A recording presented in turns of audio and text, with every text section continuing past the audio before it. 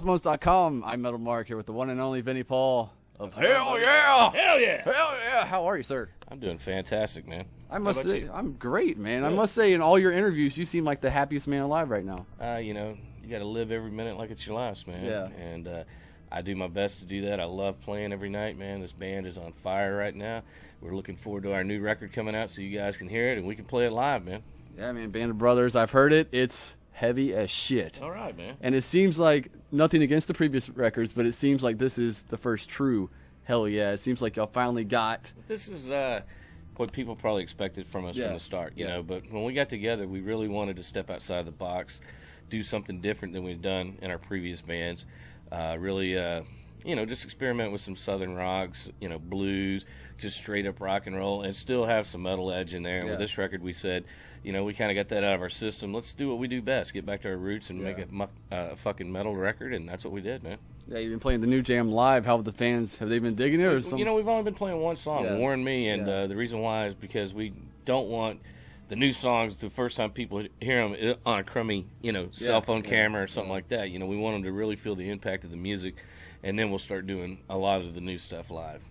Yeah, definitely. Now, I have to talk, obviously, with the Hell Yeah going on and everything else, you are one of probably the busiest people on the planet. Yeah, man, I stay busy, man. You can sleep when you're dead. That's what they say, right? Yeah, well, a lot of people sleep too much on this earth, man. I need 13 hours of sleep. I'm like, give me 4 or 5 and I'm good, man. Yeah, I work overnight, so I'm on 3 right now. Yeah, man, I got a lot of things going on. I got my record company, obviously. I own a bus company, which is, part of rock and roll. I own 6 strip bars and 1 sports bar. And I just stay busy, man. That's all there is to it. Yeah, definitely. How are the strip clubs going, by the way? Great, man. I own the world's greatest one in Dallas. It's called the Clubhouse, world famous. I highly advise you to come down and check it out anytime you're there. Most strip bars kind of provide a service. We provide a party. Yeah. That's what it is. It's a party. Non-stop rock and roll. Some of the best-looking ladies you'll ever see in your life. And you bring your own booze, so you're not going down $10 a shot and all that. And you got more money to spend on the girls, And then I own a string of Latino strip bars called Chicas Bonitas. Yes. And one in Las Vegas, got one in Austin, got one in Dallas, working on putting one in Tempe and another one in Tucson. And it just, caters to Latinos. They play nothing but nonstop soccer. We're the #1 Corona seller everywhere, and they fucking love it. And they're also big Pantera fans, so, that goes a long ways, man.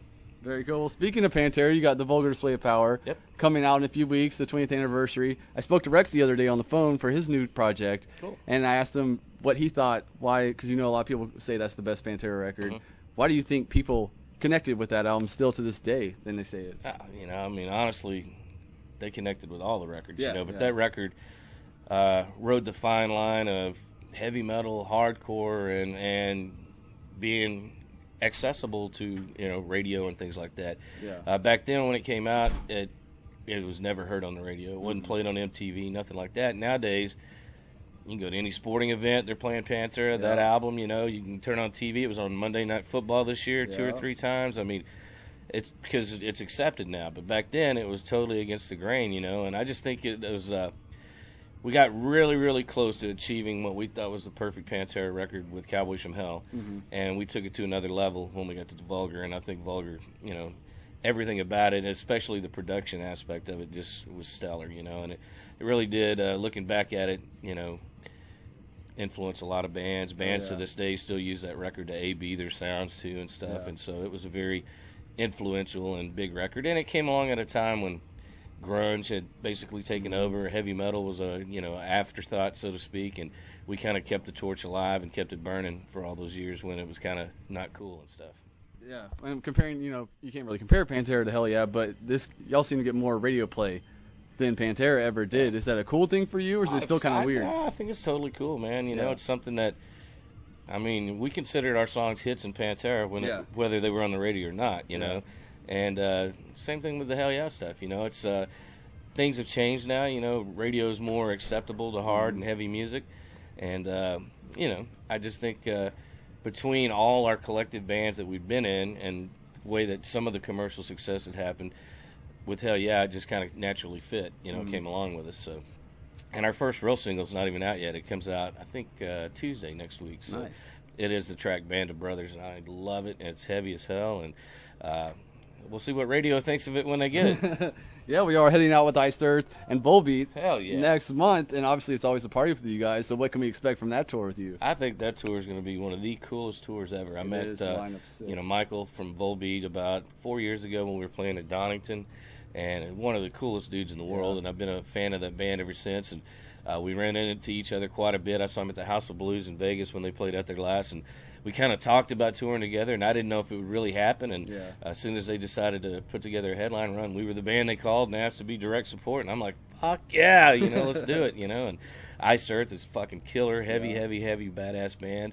And I just think it's going to be a great, great metal, rock, rockabilly, whatever you want to do. Everything is going to be part of that package. Yeah, so the rest of the year, are y'all just touring your balls off until almost 2 solid months on the Volbeat thing, and then after that, everything's kind of up in the air. Pretty much looks like we're going to Europe after that, and then, we're going to do this for 2 years. I mean, we really feel strong about this record. We want to make it a truly international band, and we got our foot in the door a lot last year. We just got back from Australia, Jakarta, Japan, and the band's done really well in all those places. So we're just going to keep the train rolling, man. Very cool. And now for the last question, everybody's talking about politics in the news. Obama, Romney, whatever. But if Vinnie Paul was president, what's the first thing you would do? First thing I would do is legalize marijuana. And I don't even smoke it. It just would solve a lot of goddamn problems, man.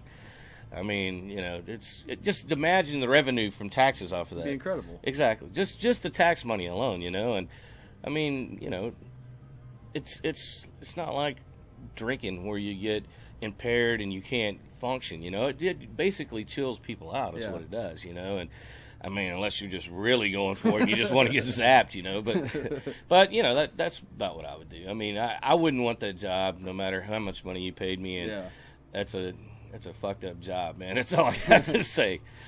Damn right, man. Well, Vinny, thank you very much. Do you have any last words to say to the Hell Yeah Army out there? I just want to say thank you for all your support, all your love. Thanks for all the dedication and remembrances of my brother, keeping his legacy alive. Dime, we know you're with us. And come to a Hell Yeah show. Come see us with Volbeat. It's going to be awesome. Promise you we're going to kick your ass. And pick up Band of Brothers on July 17th because it is the ultimate Hell Yeah record to this point.